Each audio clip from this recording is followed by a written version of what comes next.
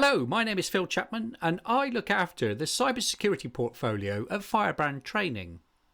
Often I get asked quite a few questions about what cybersecurity is and how to get into it in the first place. That also leads on to how to get a job in cybersecurity. And so what I've decided to do is put together a couple of presentations which will hopefully answer those questions. And in the first one, we're going to talk about how do you actually get into cybersecurity, what's it all about, and what thought process should you go through if you're interested in it. In the second part of this as well, we'll also then discuss about getting a job and how to write a CV with cybersecurity in mind. So this presentation is ultimately aimed at anybody who's looking for a career in cybersecurity or anybody looking to map some foundation learning to cyber as they are at the start of their journey. Or it could be you're just interested in understanding about what the roles of cybersecurity actually are within a business or an organisation. In this presentation, we'll answer some of those questions. What is cybersecurity and what type of jobs does it cover?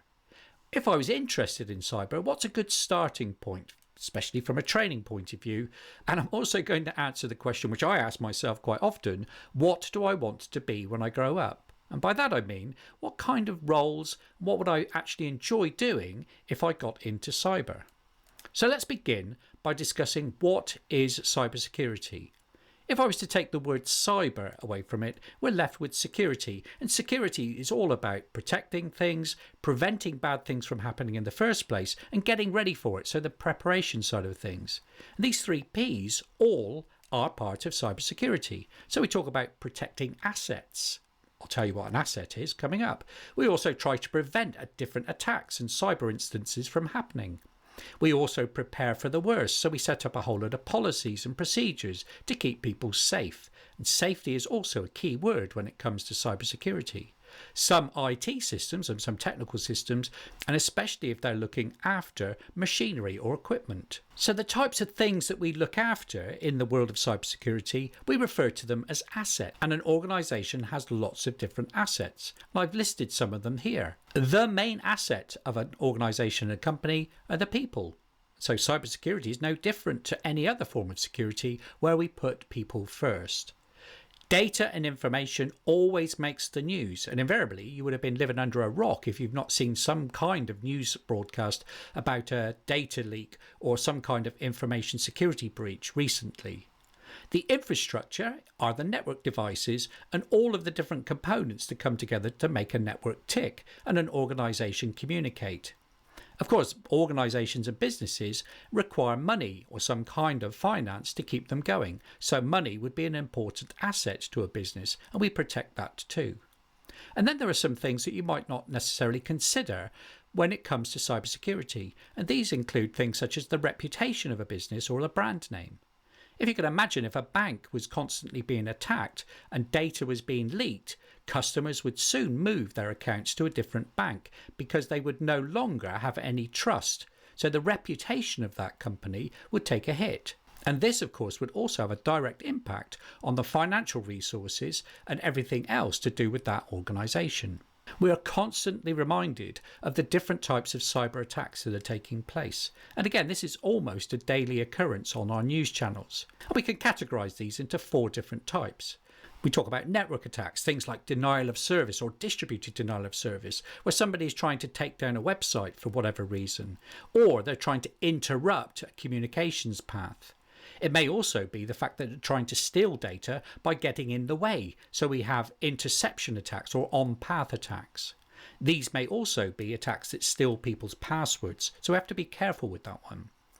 Malware or malicious software is also another commonly used type of cyber attack, and these fall into different categories such as a virus, a worm or a Trojan horse.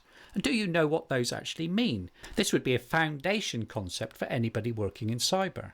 And as an example of this, we hear quite often the terms ransomware or spyware on the news.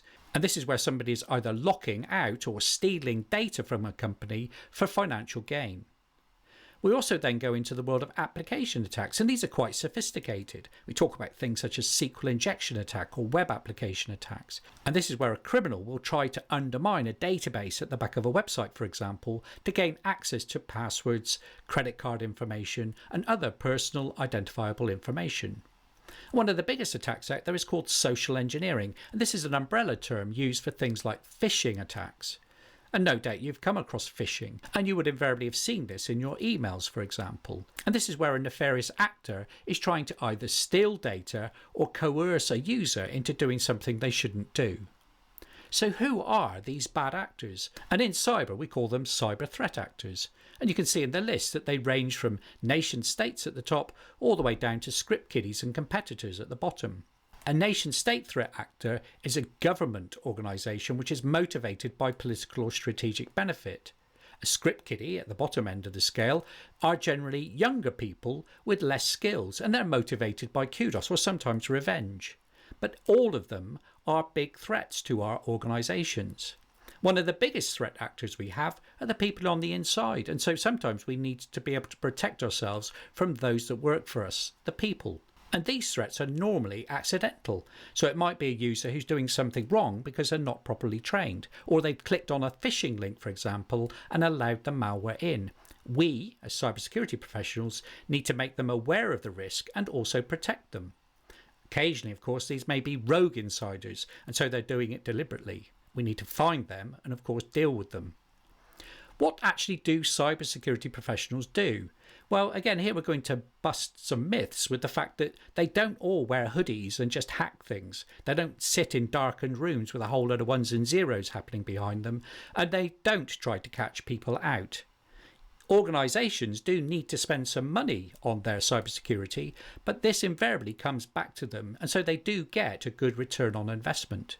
And when it comes to the truths about cybersecurity professionals, they work alongside the business as part of the ongoing operation. They are also good with people, so they communicate and they train people. And they work across all different departments to do this. They have to have a good understanding of the laws, regulations and standards that are in place within cyber, and some of them have to have good analytical minds to assess risk. All of them have to stay up to date with current threat trends and also technologies, but you don't necessarily need to be a technical expert to get into cyber in the first place. A good port of call if you're considering a role within cybersecurity is up on the UK Cybersecurity Council's website, and you can see the link here on the screen. This will allow you to pick out the different specialisms within cybersecurity. It's a great site because it allows you to see the different job responsibilities, the training that you might need, the day-to-day life of somebody within cybersecurity. Check it out and take a look to see if anything takes your fancy. Generally, we can break these roles down into 3 specific areas. So we have a cybersecurity engineer, a security operations center analyst or a defender responder, and cybersecurity threat intelligence or risk analysts. These all have different skills and they also have different technical capabilities. So if you're more technically minded or gifted, you might want to consider perhaps a cybersecurity engineer role, which works with the IT departments in lots of organizations. If you like the analytical side of things, then perhaps Security Operations Center and the Cybersecurity Threat Intelligence Analysts are more aligned to your skill set. Whatever you decide, however, there is flexibility within organisations, and it's important to know what all of these departments are doing. And so how do you get a start or a foothold within the world of cyber? First things first, remember that cybersecurity is not necessarily a technical thing, but more of a people thing. And I can almost guarantee that you've already got those transferable skills required to be good in cyber if you are interested in it. So good people skills and logical thinking and analytical skills are paramount. You should also be good within a team and be able to communicate well. However, of course, this is all dependent upon the wide range of roles which are available to within cyber.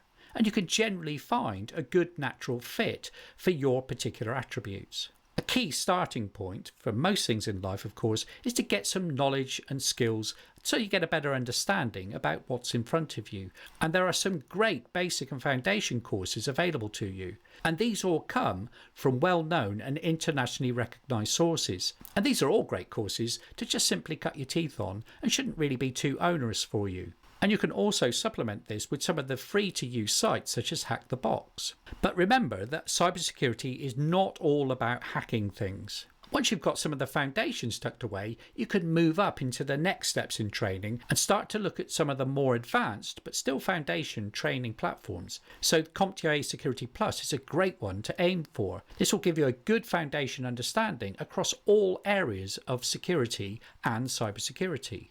The reason why I mentioned that one is because it will then allow you to determine what floats your boat. There'll be particular areas that you're interested in and some that you're not particularly interested in, and that might be because it's your skill set or not. So if you are more technically minded, you might want to go down the networking or the engineering route, for example. If you're more of an analyst, then defend and respond or risk analyst might be more of your thing. But it's important to get an understanding and a foundation knowledge across everything.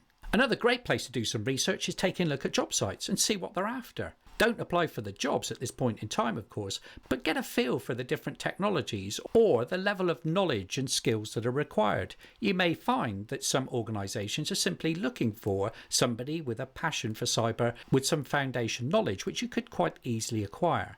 You will definitely see, however, in the job specs that it talks about good team player, good communication and people skills. These are all what I call transferable skills, and it doesn't really matter where you come from or what your background is, we all have them. Another key tip is to keep being human, keep being you, and if you are studying, stay focused and keep a good balance between study and fun time. Remember that people and communication skills are also very important in cyber, so it's important for you to retain those. If you've got an interesting hobby, keep doing it and don't just hide yourself away with a book and a screen. Keep up to date with news and current events because most of these areas have an impact directly or indirectly on cyber. Some of them, of course, are cybersecurity attacks, so it makes sense for you to keep an eye on them. But other world order events also have an indirect impact, and it may tweak your interest to find out more about what those actually are. Don't fall under the misapprehension, however, that it's all about hacking and geeks, because it really isn't. It is very true that if you want to become a hacker, you can become a penetration tester or a certified ethical hacker, but this is a specialist area within cybersecurity and you can work towards that if that floats your boat. As I've said, use your previous knowledge from school, college, university or any other job that you've had and bring that to the fore when you're thinking about cyber. Concentrate on those transferable skills and most definitely stay hungry to learn. What do I mean by that? If you're not the type of person that likes change or keeping up to date with technology or keeping up to date with world orders, then cybersecurity is probably not going to be a good fit for you. However, if you do like a dynamic, constantly changing environment that's really going to test your skills and abilities, then cyber might be a very good fit for you. Coming up in the next presentation, I'm going to layer some of these foundation concepts into getting a job in cybersecurity, where we'll take a look at job researching, writing CVs, interview techniques, and some areas that you should concentrate on, and in particular, next steps in studying.